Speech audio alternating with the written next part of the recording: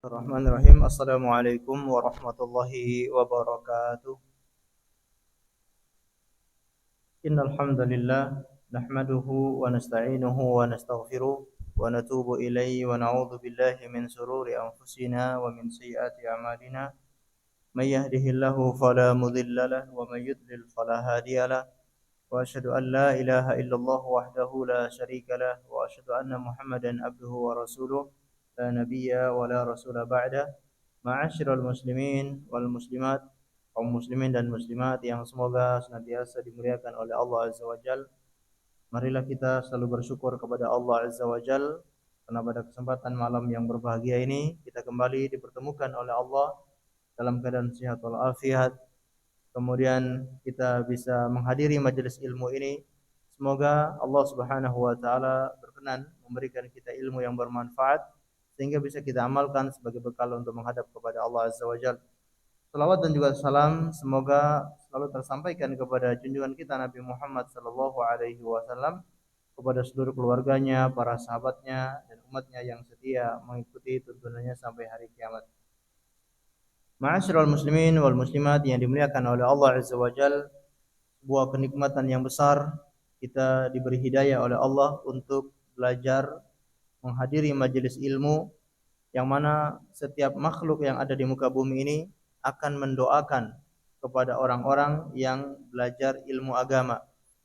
Bahkan kata Rasulullah sallallahu alaihi wasallam, ikan-ikan yang ada di dasaran laut mereka semua mendoakan orang-orang yang belajar ilmu agama. Dan para malaikat akan meletakkan sayap-sayapnya untuk menaungkan bagi mereka-mereka yang hadir di dalam majelis ilmu. Dan orang yang menghadiri majelis ilmu senantiasa mendapatkan rahmat berkah dari Allah Azza wa Jal dan selalu didoakan oleh para malaikat dengan ampunan, dengan kasih sayang, dengan rahmat. Dan ini keutamaan yang besar yang tidak diberikan kepada sembarangan orang. Namun Allah memilih orang-orang tertentu yang diberi hidayah untuk duduk di dalam majelis ilmu ini. Maka bersyukurlah kepada Allah dengan tetap istiqomah duduk di dalam majelis ilmu. Apakah kita sudah tahu atau kita belum tahu, selalu hadir di dalam majelis ilmu. Apakah kita faham atau tidak faham, duduk di dalam majelis ilmu, karena semuanya akan mendapatkan keberkahan dari Allah Azza wa Jalla. Rasulullah sallallahu alaihi wasallam pernah ditanya tentang orang yang duduk di dalam majelis ilmu hanya karena ingin tagih hutang. Dia punya hutang kepada saudaranya, namun dia belum sempat menagih karena ada taklim. Dia menunggu saudaranya itu sambil dia duduk di dalam majelis ilmu, tetap semua orang itu akan mendapatkan keberkahan dari Allah Azza wa Jalla. Maka ada sebuah kisah dari guru kami yang mana beliau berkata, dulu ayah saya selalu membawa saya waktu masih kecil ke majelisnya Syekh As-Sinqiti. Syekh Sinqiti beliau pengarang Adwaul Bayan, yaitu pengarang buku tafsir di kontemporer yang sangat bermanfaat. Beliau ketika mengajar tafsir, maka beliau menjelaskan secara detail tentang lugawiyatnya, tentang ilmu tata bahasa Arabnya, tentang nahwu, shorof, semua beliau jelaskan secara detail. Sampai kalau orang yang tidak terbiasa, dia tidak akan pernah faham apa yang dijelaskan oleh Syekh As-Sinqiti tersebut. Maka kata anak ini, apakah engkau faham wahai ayah? Kata ayahnya, saya juga enggak faham. Tapi kita duduk di sini ingin mendapatkan keberkahan. Maka anaknya ini sekarang menjadi dosen di Universitas Islam Madinah. Ini bisa jadi karena keberkahan duduk di dalam majelis ilmu, membawa anak ke majelis ilmu. Kalau memang tidak mengganggu, siapa tahu dengan duduknya kita di dalam majelis ilmu bersama keluarga, bersama anak-anak, bisa mendatangkan keberkahan di dalam keluarga kita. Baik, insya Allah kita akan mempelajari kitab yang ada di hadapan kita, yaitu kitab Al-Kabair yang ditulis oleh Imam Az-Zahabi rahimahullahu ta'ala. Dan kita insya Allah akan membahas Al-Kabiratul Ashirah, dosa besar yang ke-10. Namun sebelumnya perlu kita ingatkan dari dosa besar yang pertama sampai dosa besar yang 10. Dosa besar yang pertama yaitu asyirku billah, berbuat syirik kepada Allah. Dosa besar yang kedua, membunuh jiwa tanpa hak. Dosa besar yang ketiga, sihir, berbuat sihir atau melakukan praktek sihir. Dosa besar yang keempat yaitu meninggalkan sholat. Dosa besar yang kelima yaitu tidak membayar zakat. Insyaallah masih ingat dosa besar dari 1 sampai 5? Yang pertama apa tadi? Syirik. Yang kedua, membunuh jiwa. Yang ketiga, sihir. Yang keempat, meninggalkan sholat. Yang kelima, tidak membayar zakat. Dosa besar yang keenam yaitu durhaka kepada kedua orang tua. Dosa besar yang ketujuh, makan harta riba. Dosa besar yang kedelapan, makan harta anak yatim.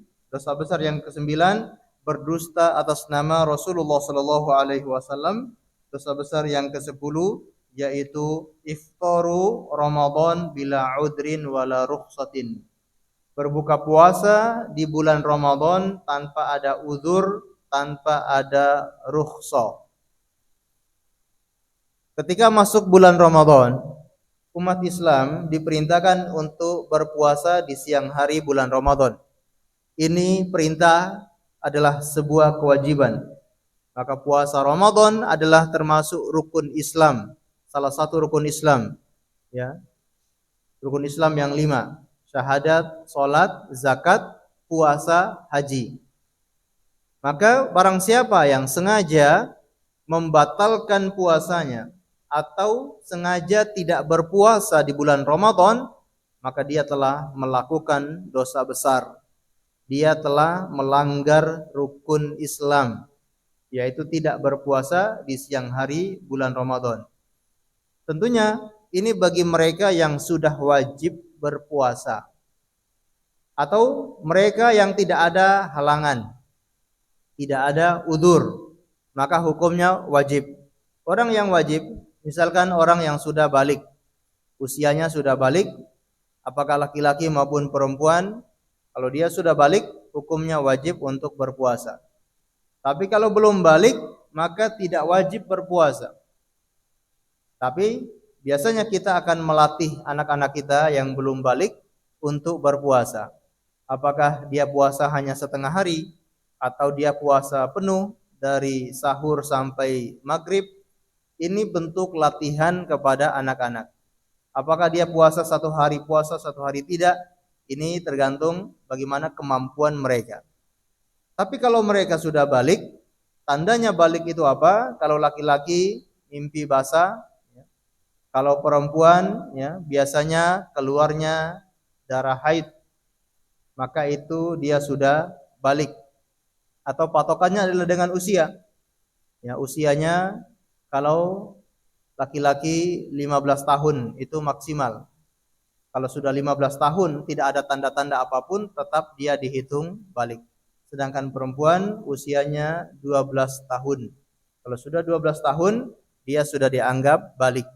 Namun sebagian ulama tidak membedakan laki-laki dan perempuan sama, yaitu 15 tahun.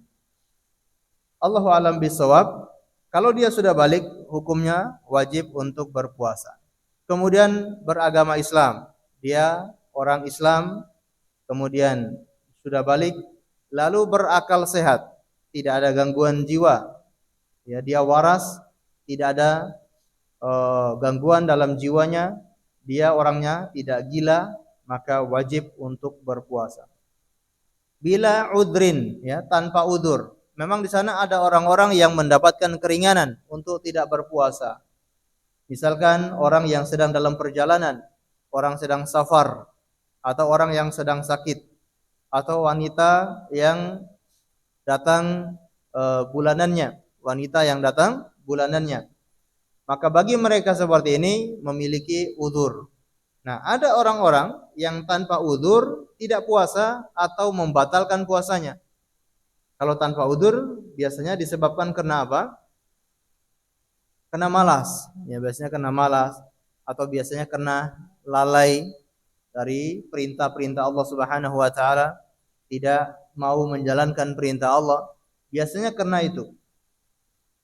Nah, di sini beliau membawakan beberapa dalil yang menunjukkan orang yang berbuka puasa atau tidak mau puasa Ramadan itu dosa besar.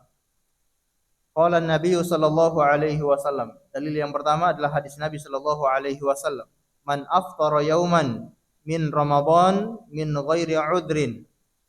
Barang siapa yang berbuka puasa atau barang siapa yang tidak puasa satu hari di bulan Ramadan min ghairi udrin, tanpa udzur, wala rukhsatin, tidak ada rukhsah, lam yaqdihi siyamud dahar walau somahu, maka dia puasa satu tahun pun, puasa-puasa sunnah, dia puasa ganti atau puasa sunnah satu tahun pun tidak akan bisa menggantikan puasa tersebut.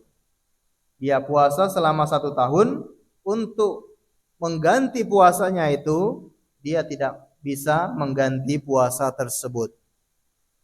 Berarti ini dosa besar. Sampai orang yang berpuasa selama satu tahun pun tidak bisa menggantikan puasa satu hari tersebut. Maka barang siapa yang meninggalkan satu hari saja di bulan Ramadan, dia telah terjatuh dalam dosa besar. Namun di sini kata beliau, hadza lam yasbut. Namun hadis ini hadis yang dhaif, hadis yang tidak sahih. Namun menunjukkan ancaman yang sangat besar, yang sangat berat bagi orang yang meninggalkan puasa Ramadan tanpa udzur. Kemudian waqala alaihi salatu wassalam, as-salawatul khams wal jum'atu ilal jum'ah wa Ramadan ila Ramadan kafaratun lima bainahunna majtunibal kabair. Rasulullah sallallahu alaihi wasallam bersabda, salat yang 5, yakni salat 5 waktu, wal jum'atu ilal jum'ah, satu Jumat ke Jumat berikutnya, wa Ramadhanu ila Ramadan, satu Ramadan ke Ramadan berikutnya, yaitu kafaratun, akan menghapuskan dosa, lima bainahunna, antara keduanya. Salat 5 waktu dari satu salat ke salat berikutnya itu akan menghapus dosa di antara keduanya. Salat maghrib akan menghapus dosa di antara keduanya, antara maghrib dan isya. Ketika orang salat maghrib, maka dosa-dosanya dari asar ke maghrib terhapus. Ketika orang salat isya, maka dosa-dosanya dari maghrib ke isya akan dihapus. Barang siapa yang salat subuh, maka dosa-dosanya dari isya sampai subuh dihapus oleh Allah. Barang siapa yang melakukan salat duhur, maka dosa-dosanya dari subuh sampai duhur diampuni oleh Allah. Barang siapa yang salat asar, maka dosa-dosanya dari duhur sampai asar semuanya akan dihapus oleh Allah Azza wa Jalla. Begitupun al-jum'atu ilal jum'ah, Jumat satu ke Jumat berikutnya akan menghapus dosa-dosa selama 1 minggu. Kita sholat Jumat, misalkan besok kita melakukan sholat Jumat, maka akan dihapus oleh Allah dosa-dosa kita dari 1 pekan yang kita jalani ini. Kalau kita punya dosa-dosa selama 1 pekan, akan dihapus oleh Allah dengan adanya sholat Jumat. Kemudian wa Ramadhanu ila Ramadan, bulan Ramadan ke bulan Ramadan berikutnya akan menghapus dosa-dosa kita selama 1 tahun. Selama 1 tahun ini kita banyak melakukan dosa. Begitu masuk bulan Ramadan, kita berpuasa di bulan Ramadan, maka dosa-dosa kita ini akan diampuni oleh Allah selama 1 tahun. Baik, kira-kira ketika masuk bulan Ramadan, ini nikmat atau tidak? Sangat nikmat. Ketika ada orang yang berhasil bertemu dengan bulan Ramadan dalam keadaan sehat walafiat, dalam keadaan tidak ada gendala, lalu dia bertemu dengan bulan Ramadan, ini sebuah kenikmatan. Nah, kenapa ini sebuah kenikmatan? Banyak sekali ya hadiah-hadiah, bonus-bonus yang Allah berikan di dalam bulan Ramadan. Allah berikan keberkahan, Allah lipat gandakan pahala orang yang melakukan kebaikan. Kemudian Allah beri semangat orang di dalam bulan Ramadan untuk beribadah. Dan musimnya adalah musim-musim orang sedang beribadah. Ini kenikmatan yang luar biasa. Dan kalau orang yang berpuasa, dosa-dosanya akan diampuni oleh Allah Azza wa Jalla. Lalu di sana tiba-tiba ada orang yang tidak mau berpuasa. Berarti dia merasa pede, dia merasa punya jaminan untuk mendapatkan ampunan dari Allah Subhanahu wa taala. Kalau ada orang yang tidak berpuasa di bulan Ramadan dengan sengaja, berarti dia seakan-akan tidak peduli, dia seakan-akan tidak menghargai nikmat yang besar ini. Padahal dia sudah dikasih nikmat untuk bertemu dengan bulan Ramadan, tapi tidak mau berpuasa. Namun di sini kata beliau, kata Rasulullah sallallahu alaihi wasallam, majtunibal kabair, kecuali orang-orang yang meninggalkan dosa besar.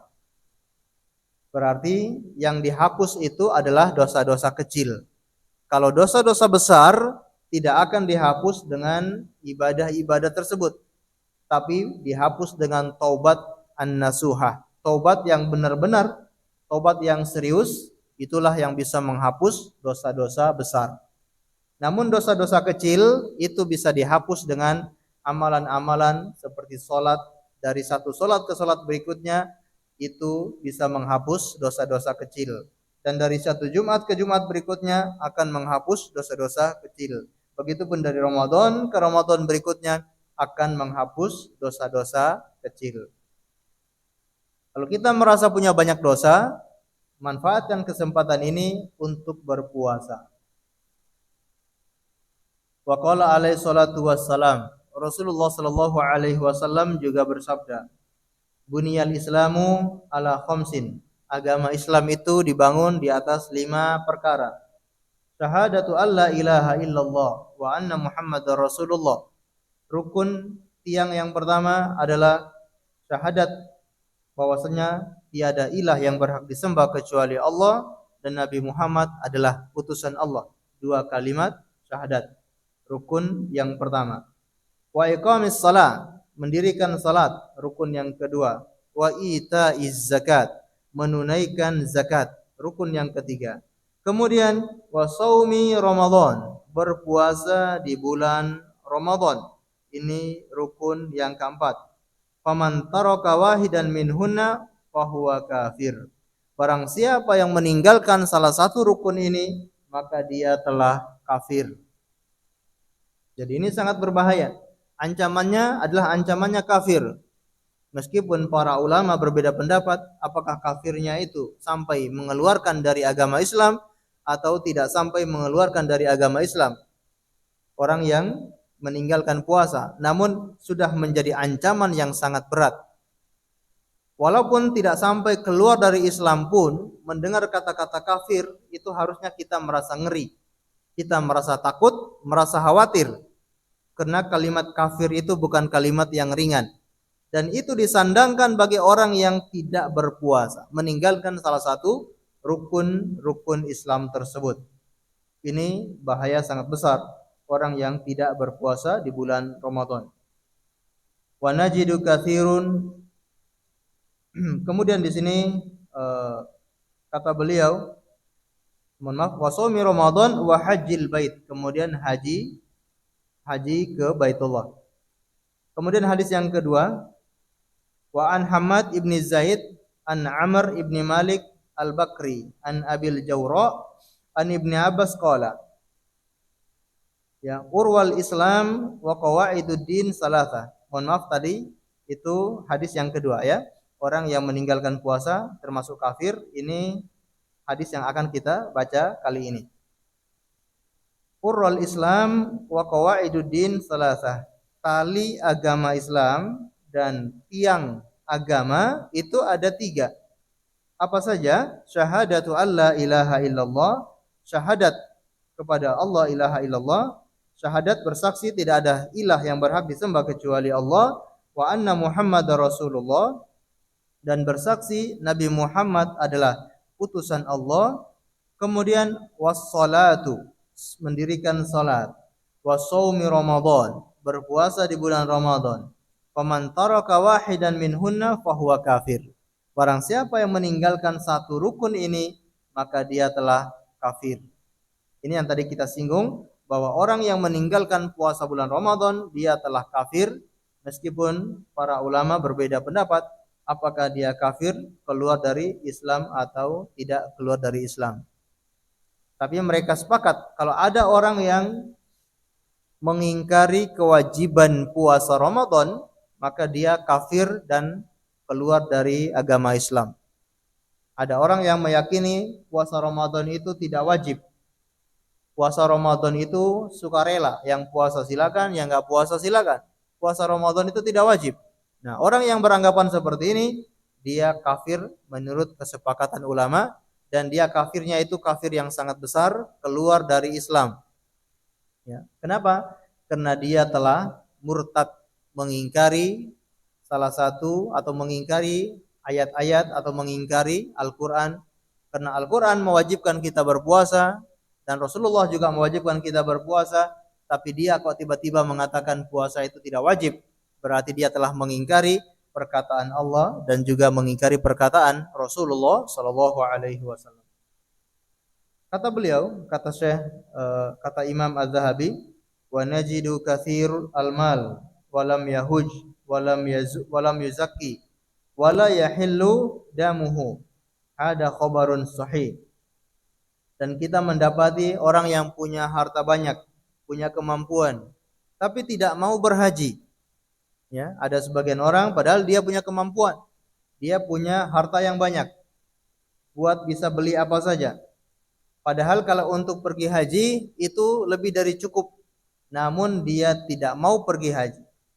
Walam yuzaki, dan orang yang tidak membayar zakat, wala yahillu damuhu, maka darahnya itu tidak, maka darahnya itu halal, ya. Berarti apa? Berarti kafir. Darahnya menjadi halal. Orang yang punya harta tapi enggak mau berhaji. Orang yang punya harta dan punya kemampuan, maka sudah terkena kewajiban untuk pergi haji. Kalau dia tidak pergi haji, maka dia harta darahnya halal. Walam yahuj, walam yuzakki, dan dia tidak membayar zakat, padahal sudah terkena kewajiban zakat, tidak mau menunaikan zakat. Kata beliau di sini, darahnya menjadi halal. Wa hadza khabarun sahih, dan ini kabar yang benar. Meskipun para ulama ya memperselisihkan riwayat tersebut. Namun ini sudah menjadi teguran dan menjadi ancaman agar kita selalu waspada dengan amalan-amalan tersebut, jangan sampai ditinggalkan oleh seorang muslim. Hadis berikutnya, wa qala Nabi sallallahu alaihi wasallam, man lam yada' qaula zur wal 'amila bihi wal jahila fala hajatan lillahi bi ayyada' ta'amuhu wa syarabuhu. Barang siapa yang tidak meninggalkan perkataan dusta, wal 'amila bi, atau melakukan amalan-amalan dusta, wal jahila, ya, wal 'amila bihi wal jahila, dan dia melakukan amalan-amalan yang bodoh, amalan-amalan yang tercela, yang tidak pantas. Ada orang yang sedang berpuasa tapi tidak menjaga lisan. Puasa tapi lisannya memfitnah orang lain, atau lisannya membicarakan keburukan-keburukan orang lain, ya, atau lisannya berkata dengan perkataan yang dusta, suka berbohong padahal sedang berpuasa, atau melakukan amalan-amalan kejahilan, perbuatannya itu perbuatan yang tidak pantas, ya. Kemudian fala hajatun lillah, maka Allah tidak butuh dengan puasanya tersebut. Allah tidak kasih pahala orang seperti itu. Allah tidak butuh dengan puasanya orang tersebut. Baik. Ini dalil yang beliau bawakan untuk menerangkan bahwa meninggalkan puasa itu dosa besar.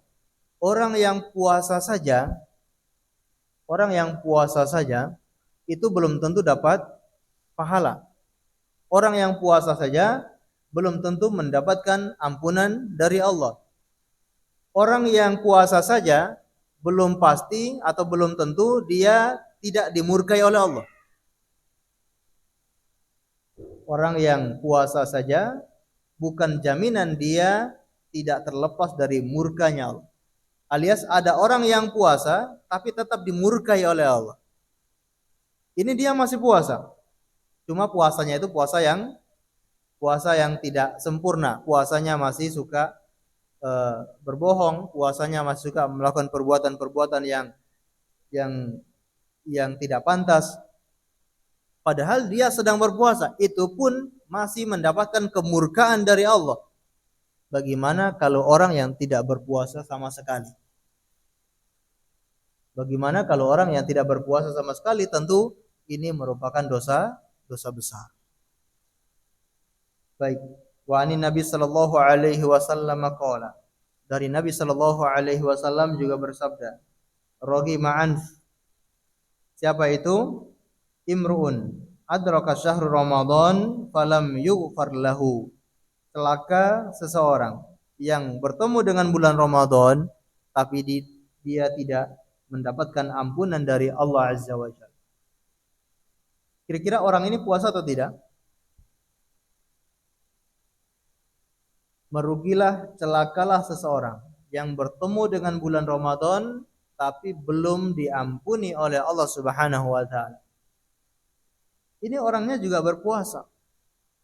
Walaupun dia berpuasa, namun karena puasanya itu kurang sesuai dengan tuntunan Rasulullah atau puasanya itu banyak melakukan pelanggaran-pelanggaran, maka orang ini tidak diampuni oleh Allah Azza wa Jalla. Lalu bagaimana dengan mereka yang tidak puasa sama sekali? Tidak puasa sama sekali itu dari subuh, dari fajar sampai terbenam matahari tidak berpuasa sama sekali. Bagaimana kalau orang yang satu hari saja di bulan Ramadan tidak berpuasa sama sekali? Maka mereka-mereka ini tidak akan diampuni oleh Allah Azza wa Jalla. Ini menjadi ancaman. Dan ini menunjukkan perbuatan ini termasuk dosa besar, meninggalkan puasa Ramadan. Wa anil mu'minin wa indal mu'minin muqirruna anna man taraka shaumu syahri Ramadan bila maradin wala waradin annahu syarrun minaz zina. Ya, dan kaum muslimin sepakat dan menetapkan barang siapa yang meninggalkan puasa Ramadan bukan karena sakit atau bukan karena ada udzur, annahu syarrun, maka itu lebih buruk, itu lebih jelek minaz zani, daripada orang yang berbuat zina. Meninggalkan puasa Ramadan itu lebih jelek daripada orang yang berbuat zina. Ini juga bukan berarti zina itu boleh. Zina itu sesuatu yang sangat buruk, dan nanti ada pembahasan sendiri tentang dosa zina. Zina termasuk dosa besar, tapi meninggalkan puasa di bulan Ramadan dosanya lebih besar daripada berzina. Wal makais, atau lebih besar dosanya daripada orang yang menarik pajak. Berarti pajak itu dosa. Menarik pajak.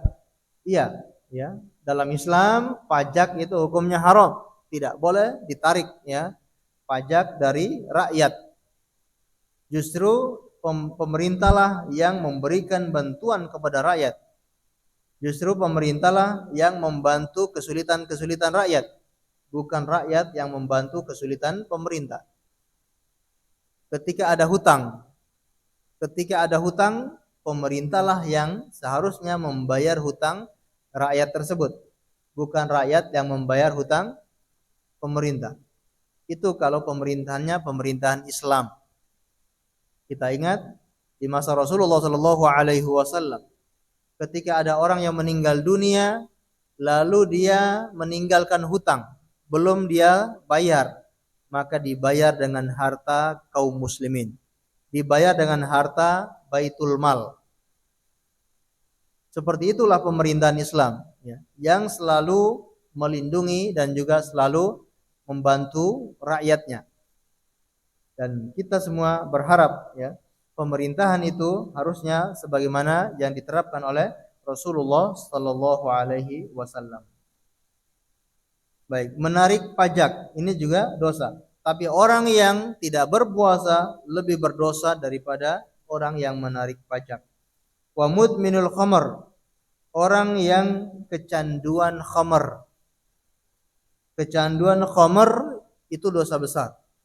Dan nanti juga ada pembahasan sendiri dosa minum khamr. Dosa besar. Namun meninggalkan puasa dosanya lebih besar daripada kecanduan khamr. Bal yaskuna fi islamihi, bahkan Islamnya itu diragukan. Yadunnuna bihi az-zanadiq wal inhilal, dan dia sudah diduga orang yang zindik dan orang yang keluar dari Islam. Jadi besarnya bahaya ancaman orang yang tidak berpuasa di bulan Ramadan sampai ya kaum muslimin di zaman dahulu menganggap orang yang tidak berpuasa itu orang yang sudah keluar dari Islam. Dia orang yang sudah murtad. Atau dia orang yang zindik, orang yang munafik. Ya, dia orang munafik, pura-pura Islam kalau tidak berpuasa. Coba kalau kita lihat di masyarakat kita, ya, betapa banyak kaum muslimin yang ternyata masih meninggalkan puasa Ramadan. Puasanya kapan? Hari pertama, hari kedua, hari ketiga. Setelah itu selesai. Tinggal menunggu hari raya. Mungkin kena ketidaktahuannya, atau mungkin kena kemalasannya, atau beralasan dengan alasan-alasan yang tidak bisa diterima, alasan kerja bangunan. Ya, ini bukan berarti yang kerja bangunan pasti nggak puasa ya, tapi kebanyakannya ya mereka yang kerja di bangunan, ya, mungkin dengan alasan saya capek, saya haus, akhirnya dia tidak berpuasa. Kan saya mencari nafkah juga diperintahkan oleh Allah. Dalilnya kan begitu. Saya bertanggung jawab untuk keluarga. Saya yang mencari nafkah untuk anak dan istri saya. Allah perintahkan kita untuk bekerja, untuk mencari nafkah. Tidak masalah saya tidak berpuasa. Nah, ini alasan yang tidak tepat. Kalau kita mau cerdas, puasa itu dalam 1 tahun cuma berapa bulan? Cuma 1 bulan. Dalam 1 tahun 12 bulan. Yang diminta oleh Allah untuk berpuasa hanya di 1 bulan. Itu pun puasanya cuma di siang hari, bukan di malam hari. Malam hari boleh tidak berpuasa. Namun kita kadangkala berdalil dengan cari nafkah, kita berdalil dengan pekerjaan, kita berdalil dengan cari uang, tidak mau berpuasa. Lah 11 bulan ini sudah dikasih waktu oleh Allah, silakan mencari uang sebanyak-banyaknya. Namun ketika masuk bulan Ramadan, Anda fokus untuk berpuasa. Harusnya seperti itu. Padahal kebanyakan orang maunya hidup itu seimbang. Dunia akhirat kan harus seimbang. Padahal sebetulnya nggak boleh seimbang. Tapi kebanyakan kita mengatakan dunia akhirat harus seimbang. Kira-kira ini seimbang atau tidak? Akhiratnya cuma 1 bulan, dunianya 11 bulan. Sebetulnya sudah nggak seimbang. Tapi itu pun masih kita korupsi waktu puasa. Bulan Ramadan kita korupsi waktunya untuk ya bekerja, untuk mencari uang, dan bukan berarti nggak boleh mencari uang di bulan Ramadan, asalkan jangan sampai gara-gara mencari uang nekat meninggalkan puasa Ramadan. Ekspedisi, sopir-sopir, bis-bis, truk-truk, ini bukan berarti semuanya nggak puasa, tapi kebanyakan ya dengan alasan kerja, alasan nyopir, ya jalan ke sana jalan ke sini. Tapi kalau memang dia memang bersafar, ya, bisa dia terkena rukhsah, terkena keringanan untuk tidak berpuasa. Kalau memang dia sopir yang perjalanan jauh, silakan dia tidak berpuasa karena dia hitung musafir. Tapi harus diganti. Jangan sampai beralasan dengan musafir karena dia sopir, tapi di hari yang lain tidak mengganti puasa tersebut. Berarti ini tetap mendapatkan dosa karena tidak mengganti puasa Ramadan. Nah, ini yang perlu kita perhatikan dan harus kita ajarkan, kita ingatkan kepada sesama kaum muslimin, karena mungkin banyak di antara saudara kita yang belum paham belum paham keutamaan puasa, belum paham kalau tidak puasa itu dosanya sangat besar. Mungkin banyak yang tidak paham. Perlu kita selalu ingatkan, kita sampaikan kepada tetangga, kepada saudara, teman-teman untuk pentingnya puasa di bulan Ramadan. Bahkan ya, kebanyakan mahasiswa, bukan berarti semuanya, kebanyakan mahasiswa pun ternyata banyak yang tidak puasa Ramadan. Ini bukan berarti kita mengatakan semua mahasiswa seperti itu, tapi kebanyakan yang kita jumpai ternyata banyak yang tidak puasa Ramadan. Allahul musta'an. Baik, ini dosa besar yang ke-10. Kita lanjutkan sedikit, yaitu dosa besar yang ke-11. Dosa besar yang ke-11, al-kabiratul hadiyatul asyirah, yaitu al-firaru minaz zahfi, lari dari medan perang. Ini termasuk dosa besar. Umat Islam itu dituntut kalau sudah berhadapan dengan musuh, maka tidak boleh kabur. Harus lawan sampai kapan? Sampai mati. Dan ketika orang itu mati dalam peperangan, meninggal dunia, maka dia terhitung orang yang mati syahid. Dan orang yang mati syahid, la jaza'u illal jannah. Tidak ada balasan kecuali surga. Bahkan orang yang mati syahid, dia terbebas dari fitnah kubur. Begitu masuk alam kubur, sudah tidak ditanyakan lagi oleh malaikat. Kata Rasulullah Sallallahu Alaihi Wasallam, kilauan pedang itu sudah cukup menjadi fitnah dia, sudah cukup menjadi ujian dan cobaan bagi orang tersebut. Maka di alam kubur tidak perlu lagi diuji, tidak perlu lagi ditanya siapa Tuhanmu, tidak perlu lagi ditanya siapa nabimu, apa agamamu, tidak perlu ditanya lagi di alam kubur. Karena orang yang mati syahid berarti dia orang yang betul-betul bertauhid, orang yang sangat beriman kepada Allah. Dia sangat yakin dengan Tuhannya, dia sangat percaya dengan agamanya. Maka benar kata Rasulullah, kilauan pedang itu sudah cukup menjadi fitnah bagi dia. Di alam kubur tidak perlu dipertanyakan lagi keimanannya.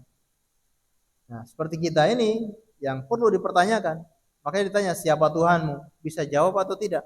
Siapa nabimu, bisa jawab atau tidak? Apa agamamu? Ya. Dan semua kita akan ditanya di alam kubur, kecuali tadi yang ikut perang, yang mati fisabilillah. Ini yang tidak ditanyakan di alam kubur. Meskipun organisasi manapun, meskipun dia ikut syekh manapun, ikut madhab manapun, tetap di alam kubur akan ditanya. Bukan berarti ada orang yang ikut kiai ini akhirnya di alam kubur tidak ditanya. Ini keliru. Ini pemahaman yang salah. Kalau ditanya malaikat cukup bilang pengikutnya kiai ini. Nah, ini salah besar. Kalau mau tidak ditanya di alam kubur, ke Palestina, angkat pedang, angkat senjata, berperang. Insya Allah tidak ditanya di alam kubur. Bukan hanya ikut kiai ini akhirnya tidak ditanya di alam kubur. Ketika ditanya bilang saya pengikutnya ini, sudah lolos, tidak mungkin, tidak bakalan. Semua akan ditanya di alam kubur. Baik. Nah, kita dituntut untuk melawan, untuk berperang, berjihad sampai titik darah penghabisan. Sehingga kalau ada orang yang kabur, ada orang yang mundur, lari ke belakang, takut, maka ini dia akan mendapatkan dosa besar. Dia terancam untuk masuk neraka, mendapatkan azab dari Allah, orang yang lari dari medan perang. Ya. Baik, sebagaimana dalil yang beliau kemukakan yaitu firman Allah Subhanahu wa taala, "Wa man yuwallihim yauma idzin duburahu illa mutaharrifan liqitalin aw mutahayyizan ila fi'atin faqad ba'a bi ghadabin minallahi wa ma'wahu jahannam wa bi'sal masir." Dan barang siapa yang dia meninggalkan medan perang alias kabur dari medan perang, illa mutaharrifan, kecuali dia lari ke belakang untuk menyusun strategi, likitalin, untuk menyusun strategi agar bisa berperang lagi, au mutahayyizan ila fi'atin, atau dia lari ke belakang untuk bergabung dengan pasukan kaum muslimin yang lain. Mungkin dia sedang berhadapan dengan musuh sendirian, lalu pasukannya ada di belakang. Maka dia kabur ke belakang guna untuk bergabung dengan barisan kaum muslimin dengan satu pasukan agar lebih kuat, maka ini tidak berdosa. Ya, barang siapa yang lari dari medan perang, dikecualikan adalah orang yang lari untuk menyusun strategi dan orang yang lari untuk bergabung dengan pasukan yang lain. Maka kalau tanpa ini, faqad ba'a bi ghadabin minallah. Dia ya telah mengundang kemurkaan dari Allah, wa ma'wahu jahannam, tempat kembalinya di neraka jahanam, wa bi'sal masir, itulah seburuk-buruknya tempat kembali. Jadi yang dikecualikan ada dua. Orang yang mundur, orang yang kabur itu karena untuk menyusun strategi baru, ini boleh. Dan orang yang lari untuk bergabung dengan kelompok yang lain, ini juga boleh. Nah, kalau ada orang yang lari tanpa sebab ini, dia lari karena takut. Ya, apakah lari karena takut musuh, lari karena takut mati, atau apa sebabnya yang lain? Kalau dia mundur ke belakang, dia telah mendapatkan kemurkaan dari Allah dan nanti meninggal akan mendapatkan siksaan di neraka jahanam. Wa qala alaihi salatu wasalam, Rasulullah sallallahu alaihi wasallam juga bersabda, ijtanibus sab'al mubiqat. Jauhilah oleh kalian 7 dosa besar. 7 dosa besar itu mungkin sering kita bawakan dalil ini. Kita bawakan ayat hadis ini, ya, yaitu syirik kepada Allah, kemudian sihir, membunuh jiwa, dan di antara 7 dosa besar itu yaitu watawalli yaumaz zahaf, yaitu lari di saat perang sedang berkecamuk. Di saat perang sedang berkecamuk, ya, sedang mulai berperang, tiba-tiba ada kaum muslimin yang lari ke belakang, ini dia telah melakukan dosa besar. Baik, jadi orang yang kabur dari peperangan itu ada dua macam. Yang pertama, kabur yang dibolehkan. Kabur yang dibolehkan yaitu diantaranya untuk mengatur strategi. Bagaimana dalam ayat yang tadi kita singgung, kabur ke belakang untuk mengatur strategi. Sebagaimana ini juga yang dilakukan oleh beberapa panglima perang kaum muslimin dari sahabat Nabi Shallallahu Alaihi Wasallam, yang mana mereka menarik pasukan ke belakang, kemudian untuk mengatur strategi, ditukar lagi di barisan yang lain untuk mengecoh musuh. Seperti yang dilakukan oleh Khalid bin Walid ketika merasa pasukan kaum muslimin itu berjumlah sedikit, bagaimana caranya mengecoh musuh? Maka dia beberapa saat dia tarik barisan yang sebelah kanan ke belakang, lalu digantikan di barisan yang kiri. Yang kiri ditarik kemudian digantikan ke barisan yang kanan. Jadi tujuannya seakan-akan musuh itu melihat kaum muslimin jumlahnya banyak. Kaum muslimin yang dihadapi orangnya berbeda-beda. Tapi kalau orangnya sama-sama itu juga, berarti mereka menganggap ini musuhnya cuma sedikit. Ini orang Islam cuma sedikit. Tapi kalau ditukar seperti itu, dia merasa musuhnya berbeda terus. Seperti ada tambahan-tambahan musuh terus, tambahan-tambahan lawan terus, ya. Ini boleh untuk mengatur strategi. Atau dia lihat kalau dia serbu, ya, sekarang ini, atau dia serbu langsung seketika itu, bisa jadi dia akan kalah. Maka bagaimana dia tarik ke belakang, dia cari perlindungan, apakah ada benteng di belakang dan seterusnya, maka ini boleh. Kemudian untuk gabung dengan pasukan yang lain, lari ke belakang untuk gabung dengan pasukan yang lain. Kemudian yang diperselisihkan oleh para ulama adalah bagaimana kalau memang musuhnya itu lebih kuat. Bagaimana kalau musuhnya itu 2 kali lipat atau 3 kali lipat kaum muslimin. Nah, seperti ini apakah dia boleh lari, boleh kabur dari peperangan atau tidak? Contoh dia hanya 1 orang, kemudian musuh ada 10 di hadapannya. Nah, dalam posisi seperti ini, dia harus membaca situasi. Kalau dia melawan 10 orang ini, kira-kira dia mampu atau tidak? Tapi dia merasa seandainya kalau saya melawan saya nggak mampu. Bolehkah saya kabur ke belakang? Ini yang diperselisihkan oleh para ulama. Sebagian ulama mengatakan seperti ini boleh. Kalau jumlahnya 2 kali lipat lebih, maka ini boleh. Karena secara hitungan matematika atau hitungan strategi perang, ini sudah tidak mampu menghadapi. Musuhnya 100, lawannya 300. Ini secara perhitungan strategi perang ini sudah nggak mampu, ya, secara manusiawi. Maka seperti ini boleh untuk kabur ke belakang. Sedangkan ayat yang kita baca ini, sebagian mengatakan ayat ini khusus ketika perang Badar. Ayat ini larangan lari dari medan perang itu khusus ketika waktu perang Badar. Tapi kalau peperangan yang lain itu tidak terkena ayat ini. Nanti akan kita sebutkan ada ayat lain yang menghapus hukum dari ayat yang kita baca ini setelah kita mendengarkan azan, insyaallah.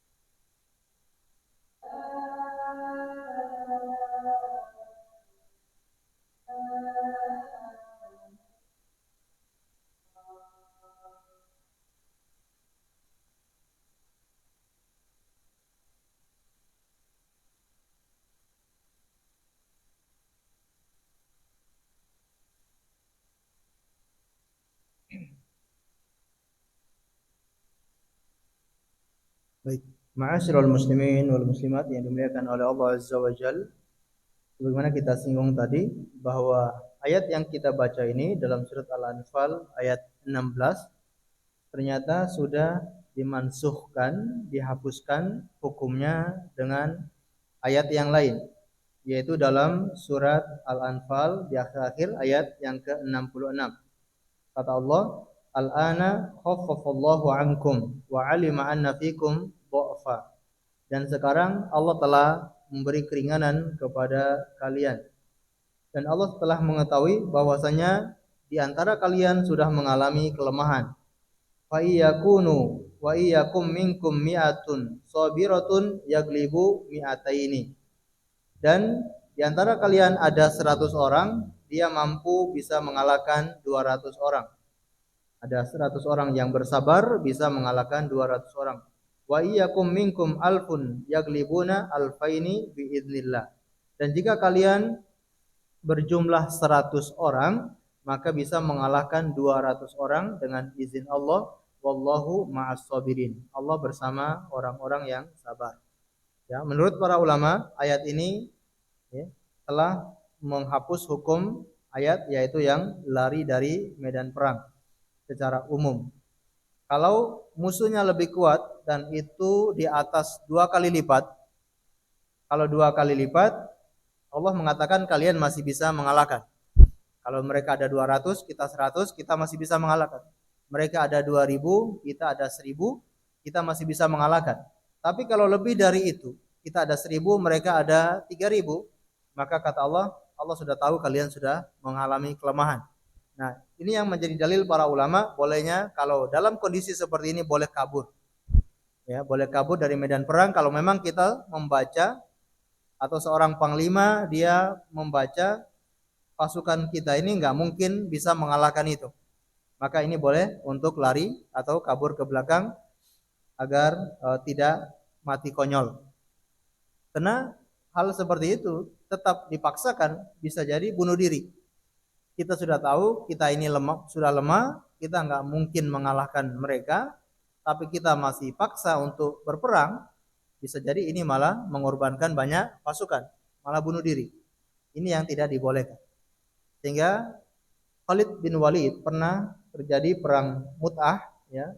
Beliau menarik kembali pasukan dan mundur ke belakang dengan pelan-pelan, maksudnya mundur alon-alon, mundur secara diam-diam dan tidak dikejar oleh musuh, ya. Mundur pun secara diam-diam agar tidak diketahui oleh musuh dan tidak dikejar. Jangan sampai sudah mundur dikejar dihabisi, ya, ini juga salah kaprah. Ini pernah dilakukan oleh Khalid bin Walid. Baik, ini kabur yang boleh.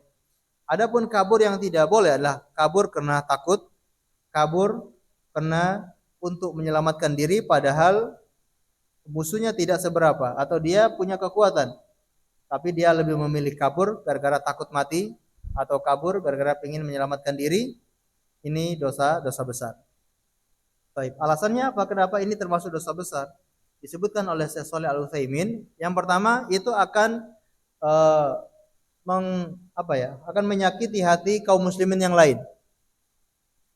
Yang satu sedang semangat berperang, tiba-tiba ada yang kabur pergi.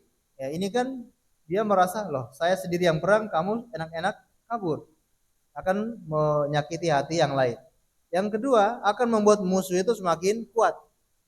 Ya, membuat umat Islam semakin lemah, buat musuh semakin kuat. Melihat ada yang kabur, berarti kekuatan umat Islam tidak seberapa. Buktinya ada yang kabur, harus mereka lebih semangat untuk menghabisi umat Islam.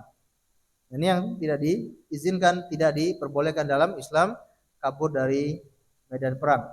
Allahu a'lam bishawab. Ini yang bisa kita pelajari pada kesempatan malam hari ini. 2 dosa besar, yaitu dosa besar buka puasa atau tidak berpuasa di bulan Ramadan dan kabur dari medan perang. Semoga bermanfaat untuk kita semuanya. Insya Allah kita lanjutkan di pertemuan yang akan datang. Waktu yang tersisa kita buka untuk tanya jawab. Kalau ada yang ditanyakan kami persilakan.